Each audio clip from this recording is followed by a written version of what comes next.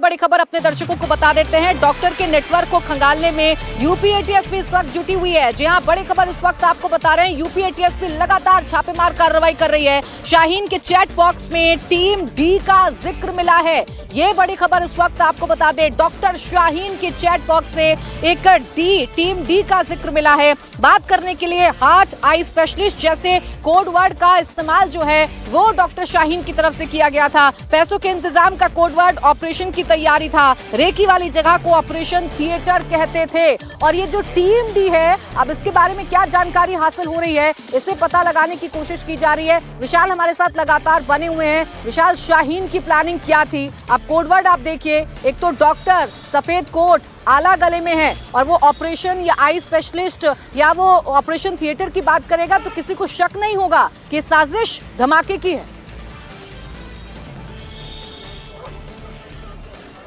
बिल्कुल परफेक्ट बात बोली मीना आपने प्राची, क्योंकि जिस तरीके से इनका प्रोफेशन अपने आप में डॉक्टर्स का था, व्हाइट कॉलर का था, वो जिंदगी देने का काम करते थे, लेकिन जिस तरीके से यहाँ पर जिंदगी लेने के लिए बाकायदा कोड वर्ड्स का इस्तेमाल किया जा रहा था, वो अपने आप में बताता है कि प्लानिंग कितनी ज्यादा खतरनाक थी और कितनी ज्यादा फूल प्रूफ तरीके से की जा रही थी। मैडम सर्जन नाम दिया गया था जैश ए मोहम्मद की तरफ से डॉक्टर शाहीन को, क्योंकि वो पेशे से डॉक्टर थी। और इस पूरी टीम को, जो डॉक्टर्स का पूरा ये नेटवर्क था, इसको नाम दिया गया था टीम डी, यानी कि टीम डॉक्टर्स। और टीम डी के जरिए बाकायदा कई सारे कोडवर्ड्स का इस्तेमाल किया गया था। ऑपरेशन हमदर्द नाम दिया गया था और इसके जरिए दहशतगर्दी फैलाने के कोडवर्ड्स में एक दूसरे से बात करते थे, एक दूसरे के साथ चैट करते थे। ऑपरेशन थिएटर वर्ड का इस्तेमाल किया जाता था, जिसका इस्तेमाल होता था रेकी करने के लिए। तो आप खुद सोचिए प्राची कि जब इस तरीके से प्रोफेशनल तरीके से आप डॉक्टर्स के जरिए बात करेंगे, कोड वर्ड बात करेंगे, चैट से बात करेंगे, चैट को फौरन डिलीट कर देंगे, तो एजेंसीज के लिए किसी भी इस तरीके के मॉड्यूल को पहुंचना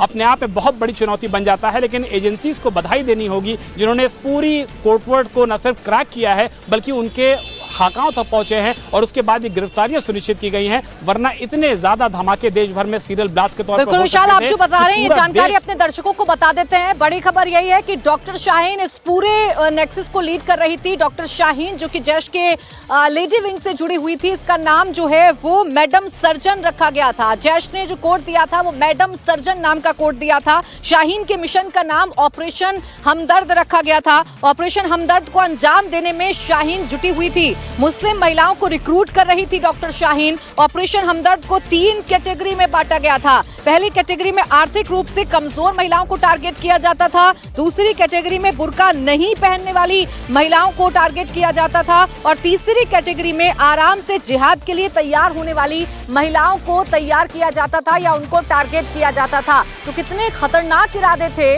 और कैसे जानबूझकर ऐसी महिलाओं को टारगेट करने की कोशिश थी जो आर्थिक रूप से कमजोर हैं, जिन्हें पैसे का लालच देकर बहलाना फुसलाना आसान है, या फिर ऐसी महिलाओं को टारगेट करना जो महिलाएं जिहाद के रास्ते पर आसानी से चल सकती हैं। लेकिन बड़ी बात यह है कि जो महिलाएं बुर्का नहीं पहनती उनको भी टारगेट करने की कोशिश की जा रही थी। विशाल, ये डॉक्टर शाहीन का प्लान कितना खतरनाक है। एक तो खुद जैश के लेडी विंग से कनेक्टेड और ऊपर से बाकी महिलाओं को जोड़ने का काम भी था और एक काम बड़ा शातिराना अंदाज से किया जा रहा था। प्राची, जो हमारी एजेंसी से लगातार बातचीत हो रही है, जो हमको इनपुट्स मिल रहे हैं, उसमें इस बात की भी जानकारी मिली है कि बाकायदा जो डॉक्टर शाहीन थी वो इंटरनेट पर LTTE यानी कि लिट्टे के बारे में भी सर्च करती थी। और जिस तरीके से लिट्टे का फिदाइन दस्ता तैयार होता था, जिस तरीके से उनको रिक्रूट किया जाता था, जो बातें जिस तरीके से उनका ब्रेन वॉश किया जाता था, वो सारी तैयारियां डॉक्टर शाहीन ने कर ली थी। और इस तरीके से जो कैटेगरी में बांटा गया था महिलाओं को, वो टारगेट ही यही था कि जो काफ़ी ज़्यादा गरीब महिलाएं हों, मुस्लिम महिलाएं हों, जो समाज से पूरी तरीके से कटी हुई हों, उनको पैसों का लालच दिया जाए, उनको बेहतर जिंदगी का लालच दिया जाए। दूसरी कैटेगरी में उन महिलाओं को रखा गया था जिनकी ख्वाहिशें बड़ी थी, जो बुर्का नहीं पहनती थी, जो आसानी से इनके बहकावे में आ जाती थी। और तीसरी कैटेगरी में उन लोगों को रखा गया था जो दरअसल इन सारी चीजों को मोटिवेट करने के बाद आसानी से कट्टरपंथ की तरफ जुड़ सकती थी। तो ऐसे में जो डॉक्टर शाहीन के लिए काम था वो काफी ज्यादा आसान होता जा रहा था, क्योंकि जो प्लानिंग थी वो बहुत फुल प्रूफ तरीके से की जा रही थी। और इसीलिए बाकायदा हापुड़ में, सहारनपुर में बाकायदा बड़ी जगहों को तलाशा जा रहा था, जहां पर लड़कियों के लिए, महिलाओं के लिए दवाखाना खोला जाता है। प्लानिंग तो फुल प्रूफ तरीके से की गई, लेकिन ये प्लानिंग धरी की धरी रह गई, क्योंकि जांच एजेंसियों ने न सिर्फ डॉक्टर शाहीन को पकड़ा बल्कि उसके इस पूरे प्लान पर पानी फेर दिया है। अब बचा हुआ विस्फोटक कहां है, इनके मददगार कौन है, सब कुछ अभी पता लगाने की कोशिश की जा रही है और इसी सिलसिले में लगातार गिरफ्तारियां हो रही हैं। इस बीच एक और बड़ी खबर आपको बता देते हैं। दिल्ली ब्लास्ट में फरीदाबाद से बड़ी गिरफ्तारी हुई है।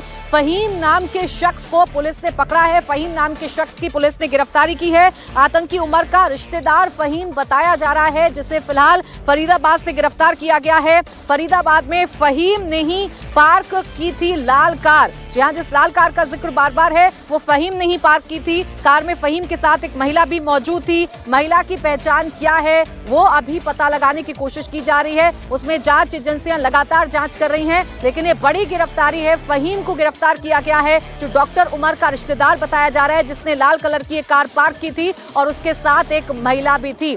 अभय हमारे साथ लगातार बने हुए हैं। जी अभय, बताइए ये गिरफ्तारी कितनी बड़ी गिरफ्तारी?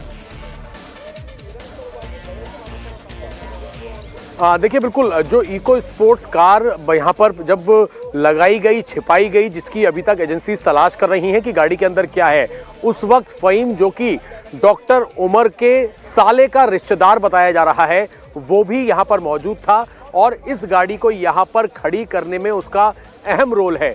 यही वजह है कि इसके बाद फहीम के बारे में इनपुट मिला कि फहीम यहाँ पर छिपा हो सकता है। जिस गांव से गाड़ी बरामद हुई है, उसके बाद एक इनपुट्स के आधार पर फहीम को पुलिस ने हिरासत में लिया और उससे पूछताछ की जा रही है, क्योंकि ये भी पता लग रहा है कि फहीम के साथ एक महिला भी थी जब इस गाड़ी को यहाँ पर लगाया गया, छिपाया गया। गांव के लोगों को भी इस बारे में कोई जानकारी नहीं मिली कि ये गाड़ी यहाँ पर कैसे आई। संदिग्ध अवस्था में लाल रंग की इको स्पोर्ट्स कार खड़ी हुई थी, जिसके बाद पुलिस को जो इन्फॉर्मेशन दी गई, पुलिस पहुंची, इलाके के लोगों से बातचीत की, तब पता लगा कि यहाँ पर फहीम नाम का एक शख्स आया था और फहीम को इसी इलाके से पुलिस ने हिरासत में लिया है। साथ ही एक महिला जो इस गाड़ी के अंदर फहीम के साथ मौजूद थी जब इस गाड़ी को यहाँ पर लगाया गया, उसकी भी तलाश की जा रही है। प्राची, बिल्कुल ठीक है, फहीम को पकड़ा जा चुका है। इसने लाल कलर की कार यहाँ किसके निर्देश पर पार्क की थी, इसके साथ महिला कौन है, ये पता लगाने की कोशिश की जा रही है। इस बीच एक और बड़ी खबर मिल रही है। बड़ी खबर ये है कि अदील की शादी का कार्ड सामने आ गया है। ये बड़ी खबर इस वक्त आपको बता रहे हैं। शादी में शामिल लोगों से भी अब एजेंसियां पूछताछ करेगी। ये जो शादी हुई है, इसमें कितने लोग शामिल हुए थे, उन लोगों का क्या कनेक्शन है, ये सब कुछ पता लगाने की कोशिश की जाएगी। आपको बता दें कि 4 अक्टूबर को कश्मीर में अदील की शादी हुई थी। सहारनपुर में अस्पताल में अदील काम करता था, जिसकी शादी का कार्ड मिल गया है और 4 अक्टूबर को कश्मीर में शादी हुई थी। 4 अक्टूबर की शादी में कौन कौन लोग शामिल हुए थे, क्या शादी में शामिल होने वाले लोगों का मुजम्मिल से, उमर से, अदील से, डॉक्टर शाहीन से कोई रिश्ता है, ये सब कुछ पता लगाने की कोशिश की जाएगी। इस शादी में कौन कौन लोग आए थे, ये सब कुछ पता लगाने की कोशिश की जाएगी। मंजूर मीर मेरे सहयोगी इस वक्त हमारे साथ जुड़ गए, सीधा उन्हीं के पास चलते हैं। मंजूर, बताइए ये अदील की शादी का क्या कनेक्शन सामने आ रहा है?